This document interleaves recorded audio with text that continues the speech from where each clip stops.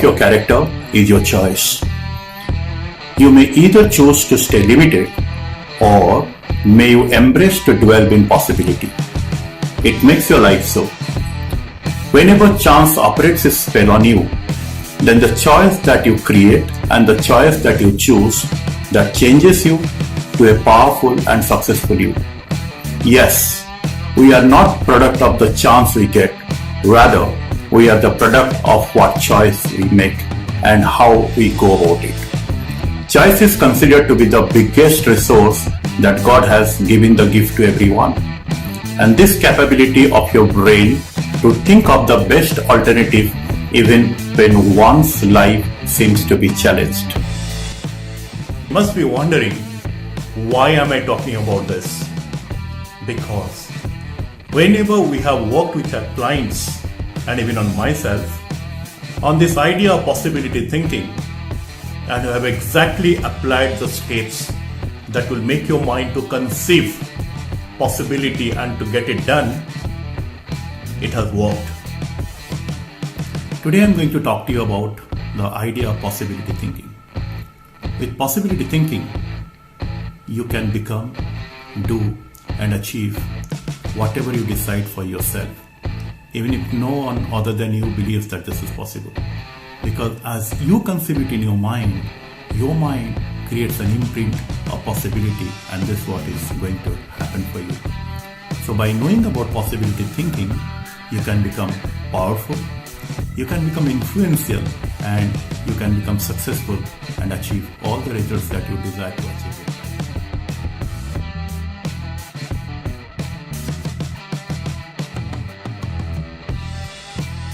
My name is Dr. R.K.S. Mangesh Das. I'm an NLP trainer and a corporate trainer, and I'm being trained by Dr. David J. Lincoln.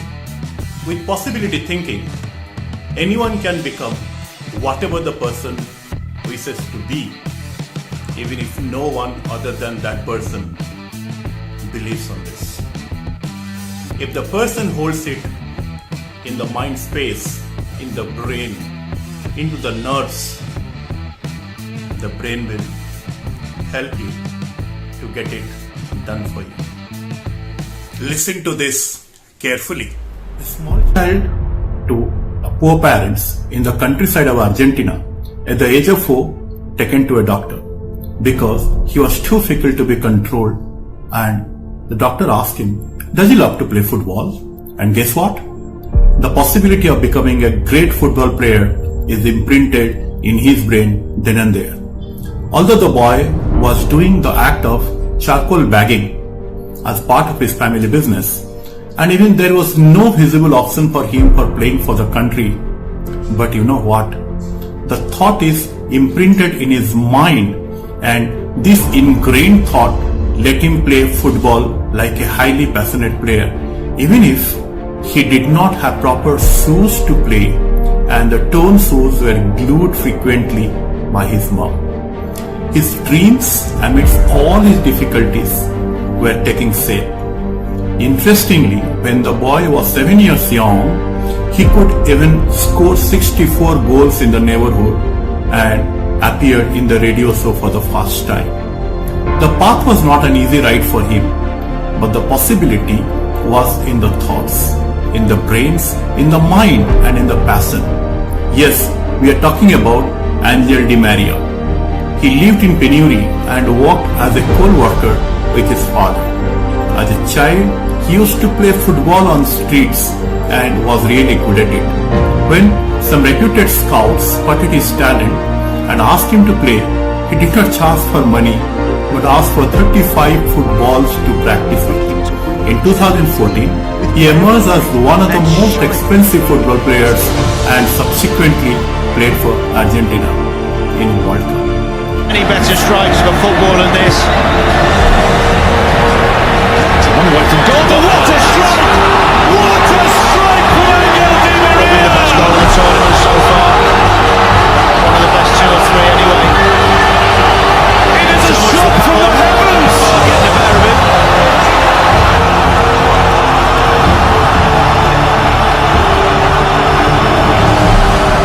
A rocket out of nowhere!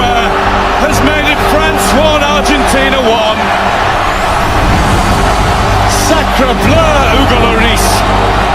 Unstoppable.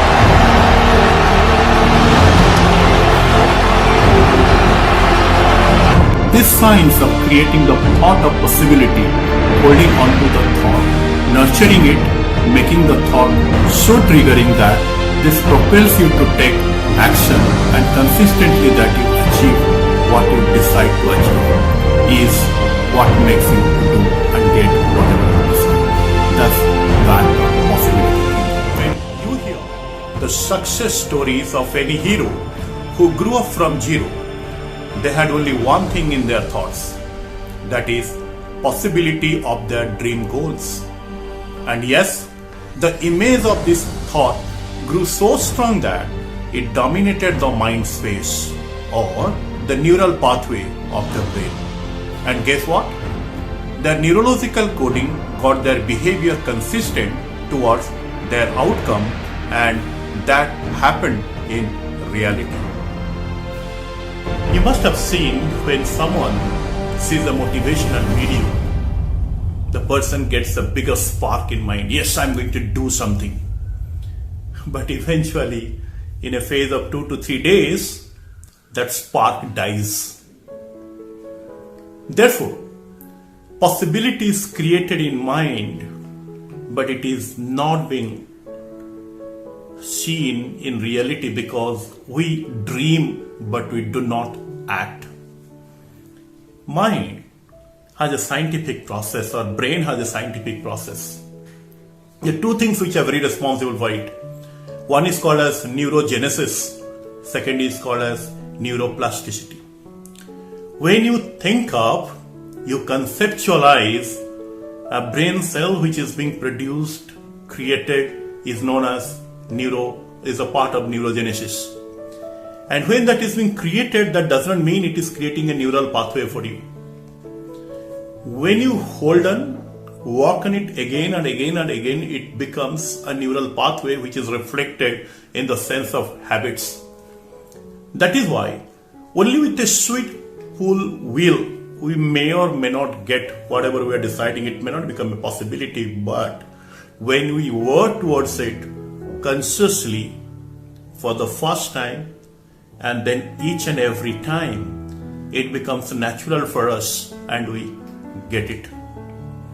So I have come across many clients who has told that they have seen dreams but they could not make it, and when we together work towards a significant path or towards an achievement oriented path, it has worked for them. And how it is being happening, let me tell you in very simple process. Therefore, the underlying principle of possibility thinking is that once the brain is all warmed up, it will be time to put that agility into action. That is, make your goal achievable and take action towards it, come out of your comfort zone and act, as that will help you establish the neural pathway which will be reflected through your behavior. Let me tell you a way by which you can work towards possibility thinking. That means your brain will conceive that yes, things are possible. Possibility thinking basically has three ways. In NLP, in neuro-linguistic programming, we follow three patterns or three ways, three stages. Stage number one, remember, set your goal, feed your mind what you want. Stage number two, get that image imprinted in your neurology. Number three is called as setting up easy actions so that you can achieve your goal. So let us discuss about step number one. Step number one is set your goal, feed your mind what exactly you want. Brain, if knows what it has to do, it will do it easily for you. It will help you to achieve that. Therefore, the first step is to know what you want. So whenever you are highly motivated, whether through a motivational video or by listening to somebody, or maybe in the presence of a mentor, when you set your goal, make it very specific, because brain understands specificity. Once it is specific, write it in positive terms, because brain does not process negatives directly. That is why write it in positive terms and make it simple. Suppose you are an assistant manager, you want to be a general manager. If you say your brain, I don't want to remain as assistant manager, it is not a positive statement, it is a negative statement. Rather, if you say, I am that general manager, it is a positive statement. That is why the principle we say is SPS. Make it specific, make it positive, and make it simple, because brain does it when it is simple for you. So that's how it goes. Okay, so therefore, once you have made this goal, ask yourself a question. Do you really want it? This, in otherwise, in NLP we call it as ecology check. That means when you achieve something, you will lose something else. That means every time we are achieving something at the cost of something else. I tell you, once I was talking to a young girl over Skype in one of my counseling sessions. She told she wanted to be a great singer, and for which she was staying in a countryside. She told there is no more facilities other than whatever the online medium she was getting. So she wanted to come back and stay in Mumbai and practice it. So and also along with that to look for opportunities. When I asked her, is it okay for you to leave your family and to come and stay in Bombay? You know what she told? She told no, she cannot put her parents into that threat or tension that their daughter is staying alone in Bombay and anytime might happen, the parents will be in a psychosis of fear. So the moment she wanted to rethink in it, she told maybe she will not do at the cost of their parents, fear. So that is why, even if there was a goal which was clear, but it was not ecologically okay for it. And when things are positively stated, specific and simple, and also ecologically okay, the brain maps it towards possibility. Then the third important part is, when you find it that your ecology check is okay, create a neural imprint of your goal. That means find out how you will be ensuring that you have achieved your goal. That means, say today you are an assistant manager. When you become a general manager, your identity will change. You will see something different, yourself different. You will hear people talking about you a bit differently, and you will also feel yourself different. That's why when you have set up a goal, then you decide what you see, what you hear, and what you feel. So put that goal into your neural image, your neurological image. So the brain takes it towards possibility. So for a moment, close your eyes, set your goal, make it positive, make it simple, make it specific. Find out, yes, it is okay with your ecology. Then you check how you are going to feel, what you are going to see, and what you are going to hear when you achieve that goal. Then bring that goal to the present. That means as if you have already achieved it. Because it is told, brain feels it very okay when you are working from a state of being achieved, whatever you are looking for. So that there's a possibility of creation of, this possibility will be very high. Once you have done this, you find it is already there, then you also check whatever you're deciding to get in life, is it initiated by you? Will it be maintained by you or by somebody else? A lot of time people, they talk about losing weight. When they talk about losing weight, a very simple process is they have to take some action towards it. But those actions are not self-initiated because they sometimes find lazy, do not want to work out, do not want to be disciplined with the food processes and all.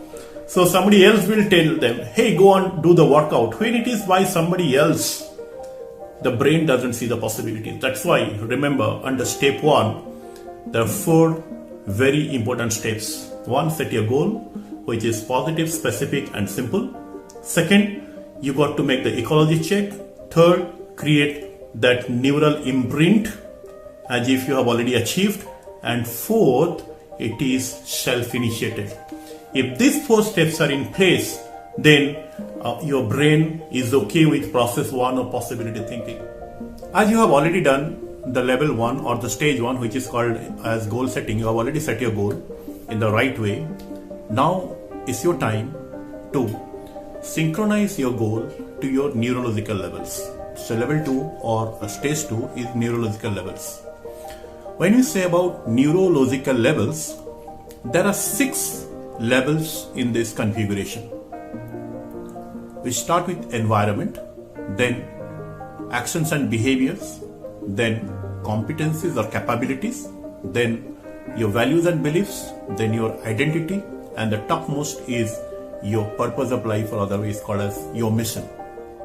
When you synchronize your goal to the 6 levels, you will make possibility happen for you.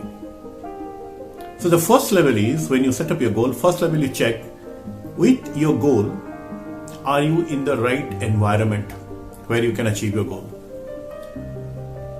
And environment means the situation dynamics. Is it really supporting you? And you got to make the environment towards your feasibility, possibility. When I started my business, I started it from a very small location. The environment was not very conducive. Then I thought, if I really want to play big, I got to break through this environment, and I got to go to an environment where I can really do it big. That's why from a very local place, I became pan-India and then opened up even to other countries. So like that, when you do anything, you got to first work with your environment. When you find this is done, you're synchronized, go to the level 2, your actions and your behaviors. Are you taking right behavior, right actions? If you say yes, you are taking it, you are a level up and you are going towards your possibility about whatever goal you have decided. Most of the people, they just see a dream of their life and they keep on seeing the dream, they keep on remaining even positive about their dream, and still they have not achieved their dream because they did not take the necessary action. It was not reflected in their behavior. That is why when you see a dream and you see that you are in the right environment, then you start taking just the right actions, display it in your behavior.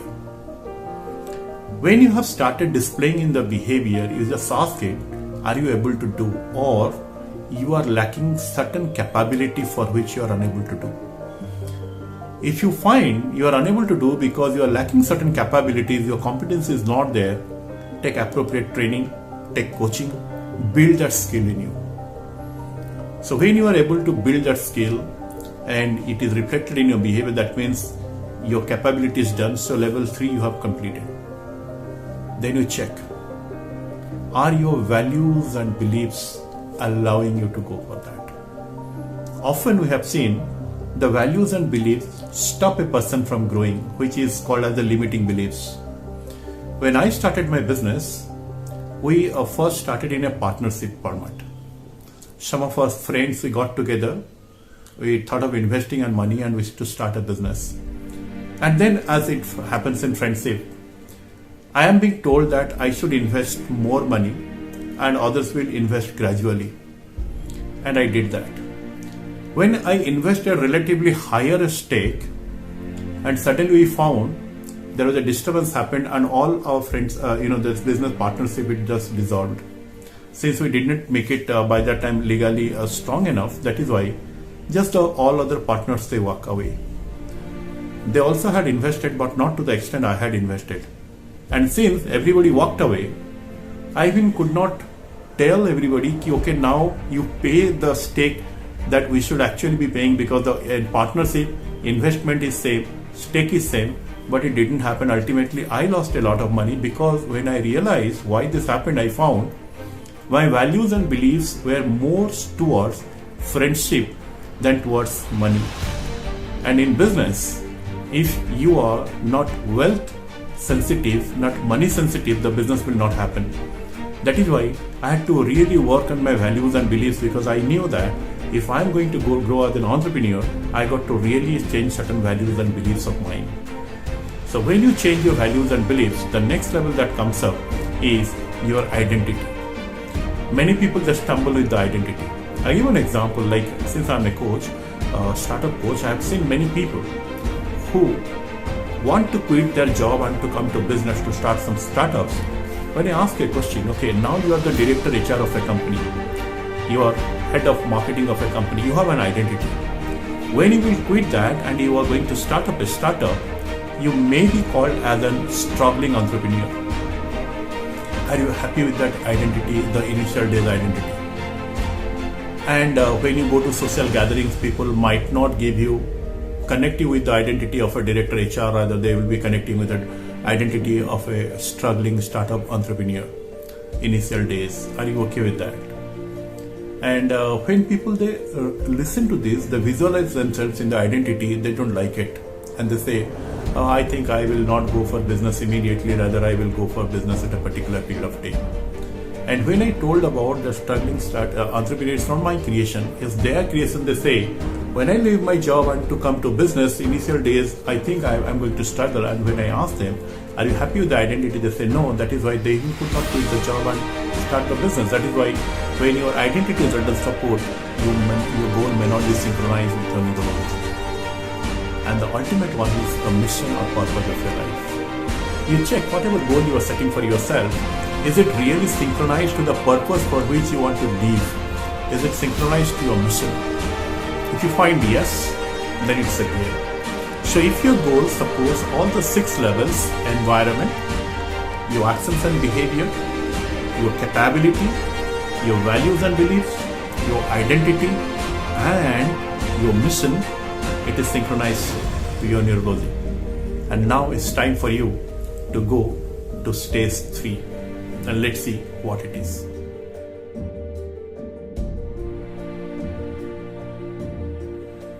As you know, for every goal to achieve, you need some series of actions. That's why do you have the capability to take these actions?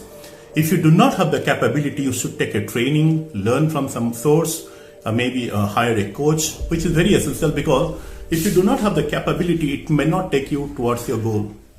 That's why the level 4th is check your capability. And once you get a big yes, the capability is in hold with you, or you have the control on that, then go for the next level.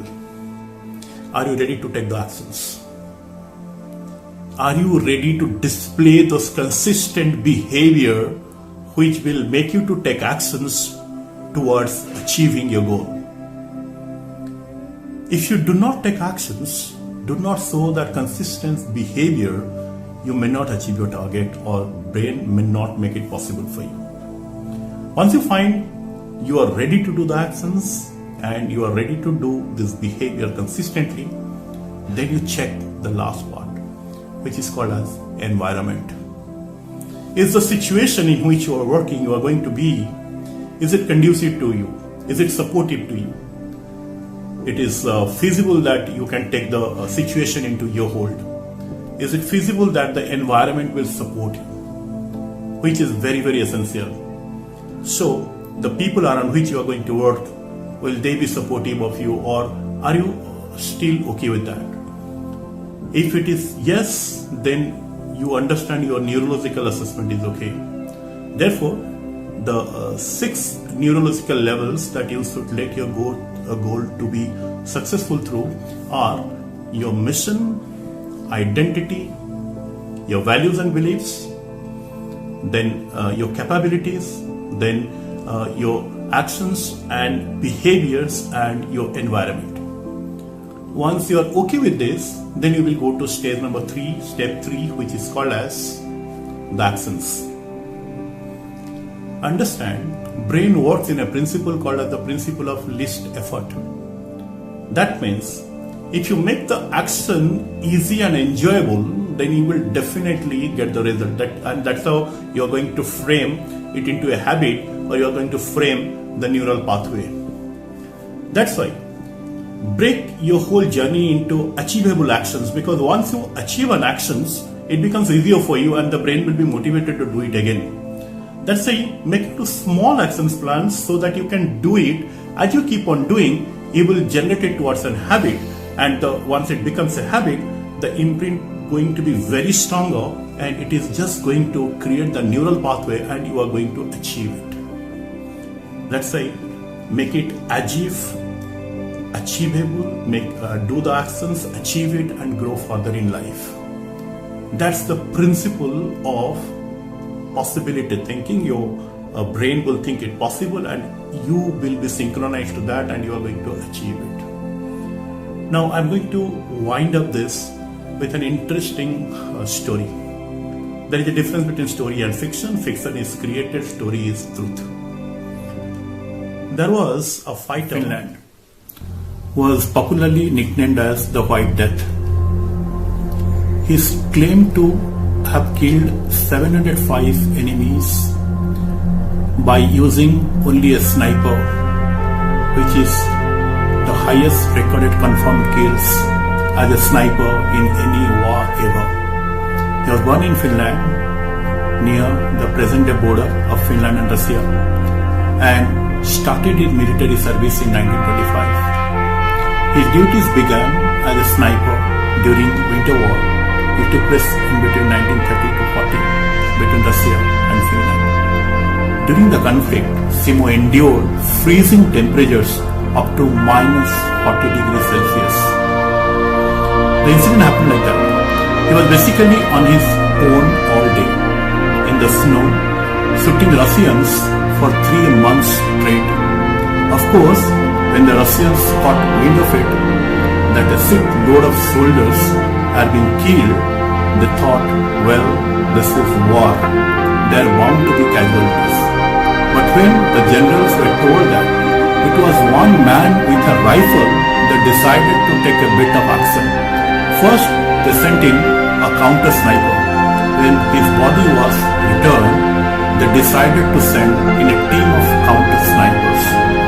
When they didn't come back at all, they sent in a whole goddamn battalion. They took casualties and could not find him. Eventually, they ordered an artillery strike, but to no avail. You see, Simo was clever, and this was his neck of boots. He dressed completely in white camouflage. He was a smaller rifle and he used a smaller rifle to suit his smaller frame, increasing his accuracy. He used an iron sight to present the smallest possible target, because as a scoped sight would require the sniper to raise his head for sighting. He compacted the snow in front of the barrel of the gun so as not to disturb it when he shot, thus revealing his position. He also slept in snow, kept snow in his mouth so his breath did not condense and reveal where he was. Eventually, however, he was shot in the jaw by a stray bullet during combat on March 6, 1940. He was picked up by his own soldiers, who said half of his head was missing. He regained consciousness on 30th, the day peace was declared.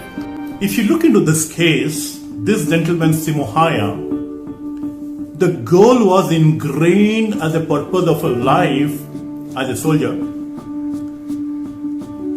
He liked this identity that being in the war, doing it, he liked this identity, the White Death. His values supported it.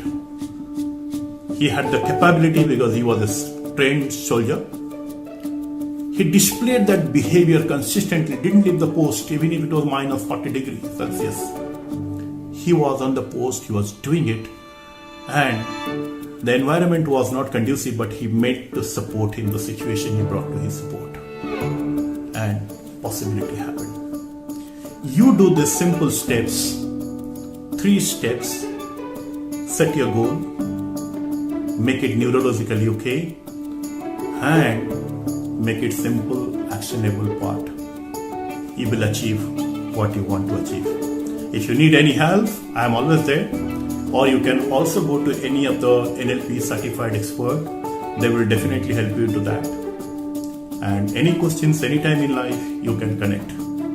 I wish you all success in life. Thank you, and thanks to Dr. Kagi once again.